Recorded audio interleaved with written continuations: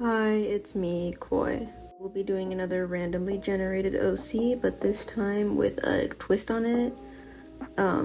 So if you checked out my previous video, we did 2 characters. Watch that video for like a reveal, I guess. Or don't, I mean, whatever you want to do. So, it'd mean a lot to me if you guys subscribed. I'm trying to get this channel started. 16% of you are subscribed, so make sure to change that and we'll get started. Our first description is a 5'2" tall, blood red skinned woman with mysterious fluorescent blue eyes, very thin lips, a square jaw, and hollow cheeks. She has straight indigo hair, wears inappropriate clothes, a complimentary foundation, and light blush. She seems knowing. Once again, I started this by compiling a bunch of references, and I started with sketching the full, like, half-body pose. So since I was trying to go for like a seductress vibe-ish, so I gave her much more like an hourglass figure and tried to show off how like confident I felt like she should have like a kind of confident vibe with the pose. And so I make a little bit of change. I changed the face because it wasn't really looking good. And I gave her like an elf look because it didn't really say that she had elf ears, but I wanted to give her elf ears because I can. And her hair changes during this. It was like a half up bun, half down, but it was looking like not that good. It was pretty ugly in my opinion, being a little harsh. But yeah, that's just me working on the pose. And I wanted to give her like, not like an e-girl kind of thing, but more like a full black to complement all the colors that she's going to be having on. So she's going to have indigo and blue and red. So I think it would be better if we stuck with like an all black leather or like latex outfit. And I used a Tibetan model for her head reference because like it fit perfectly. So she has very slanted eyes and she has a very sharp smirk on her face because, you know, she knows everything about you, maybe like some kind of like psychic kind of thing. And so I get started with the liner, and I like to make my brushes more like, how do I say it, like have less opacity, so not 100% full opacity, so they're really buildable. And the texture it creates for me is really nice and I can appreciate it. And so I reference her hairstyle from the Tibetan model again, the one with the blue background on the screen. And I changed up the outfit because I wanted to give her like a turtleneck because I think it would look better with like her whole like silhouette.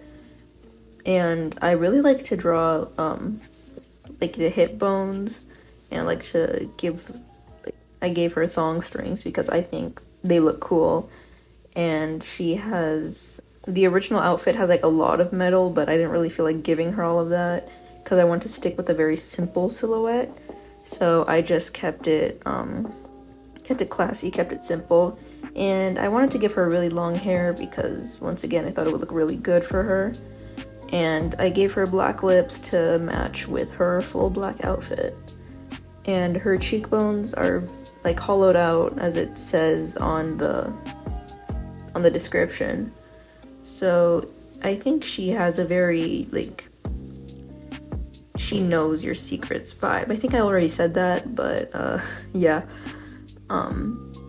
She's wearing very minimal jewelry because once again I want to stick with a very minimalist silhouette because the palette is already like a lot. Not really stuff that I would draw because I don't really draw red people. And so now we get started with the colors, and with blood red I thought it would be a very bright red, but it ends up being more like a dark because I guess blood is more dense and all of that stuff. So I think that would look really nice with the bright blue for her eyes. And for my rendering, once again I stick with my usual, just a darker color and then some really dark purple for deep shadows, which I think gives an illusion of depth because once again I'm not really super good at art, or like, well, I'm working on it, but I'm not the best with rendering, so yeah. And for indigo, for some reason I thought it would be like black hair. I guess I didn't really remember what indigo looked like, but it's really just a dark blue. And it looks alright. I think it could be a different color would look much better, like a brighter color would contrast nicely with her red skin. And I like to shade shinier, like I like to shade straight hair very shiny because shine shows up really well on straight hair. And so I giving her a black clothing, and her black clothing is very so you need lots of shadows on latex / leather. It looks more like latex, so that's what I'm gonna call it. And so I was referencing an art piece here. If I can find it, I'll credit it. It was, I think that was supposed to be a leather suit, but for me it looked more like latex. And so her shadows are gray, and then I add a bit of bright white to contrast well. And so her jewelry is going to be gold, and I'm just adding more details, and that's it. So I'm pretty proud of this one, and we're moving on to the next one. Description number 2 is a 5'7" tall, fair-skinned man with mysterious black eyes, a round chin, ears that stick out, thin eyebrows, and puffy lips. He has fine auburn hair dyed turquoise at the front, has a strange beauty mark on his forehead, and seems self-sufficient. He's carrying a small animal. So let's get started on the speed paint. Once again, I'm getting a bunch of references as usual, and this time, since I'm using an actual person as reference, I like to sketch like their body. And then I give up halfway through and then just kind of like use what I've memorized from like his body shape to kind of copy it, I guess, or like mimic it. I adjust it a little because it doesn't look like exactly right for me. I adjust it more when I'm like in the rendering stage, which is a pretty bad idea. Adjust your sketches before you start coloring. And so for the small animal, I decided to give him a bunny, as you can see. I thought it was pretty cute. And for the side profile, I guess I struggled a bit with like how I wanted to show him, but then I just went with a standard side profile. And for his hair, I felt like kind of like unruly hair would suit him. I don't know why, I just thought it would be like pretty nice. And so when they said black eyes, I meant like literally like full black eyes, because I'm creating more like monster characters in this one, and I want to give him more like an evil villain type of thing. You know how they always have like a small cute little animal in their hands and they look serious and they look dead ahead at you. So I tried to recreate that. I don't think I did like the best job, but I mean, I think it translates pretty well. So I tried like doing more like a sketchy kind of style for this guy, because with straight hair I like to like do all these fine lines and stuff, and I don't know if it looks all that good because I'm still experimenting with it and like how I like to draw hair. So I just quickly go through the clothing folds mimicking the reference photo, and I like to draw. I don't draw animals that much, but when I do, I like to give them at least like some amount of detail, because I work in a pretty semi-realistic style, and I like to have all of my elements match my singular style. So I'm working on the side profile now, the little bust shot, and so I change it up a little bit, or like a lot, because I don't really like it that much. But I think I made his forehead too big. So my brother. But he's looking okay, I guess. His mouth, I've always struggled a bit with mouths, but everything else comes pretty quickly to me.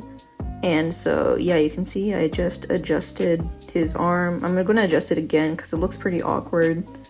But I get to work with the rendering, and for fairer skin, instead of using a purple, I like to use a blue, because I think blue works better on fair skin than purple does.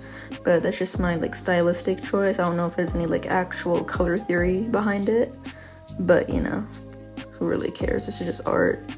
And so I color the skin a little bit, and I select the hair and fill it in like that, so I don't run into any of the rendering that I do for the skin, because then that would make it a little bit messy, and I don't like messy.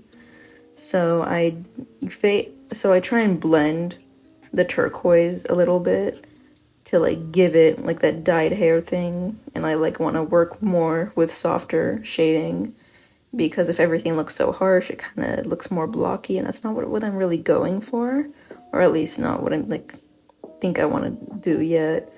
And so I changed the contrast with the shirt a little bit.